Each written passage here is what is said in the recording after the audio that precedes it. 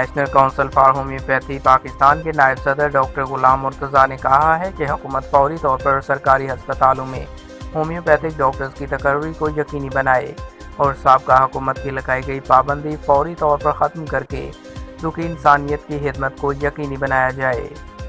Doctor رؤف غلام مرتضیٰ نے کہا کہ ہومیوپیتھک ڈاکٹرز کو بنیادی ہسپتالوں میں تعینات کر کے عوام کو سستے اور بے ضرر علاج کی سہولت فراہم کی جائے۔ ہومیوپیتھک طریقہ علاج میں سنگین امراض کا مکمل علاج موجود ہے۔ حکومت سرپرستی کرے تو بہت سے سنگین امراض پر قابو پایا جا سکتا ہے۔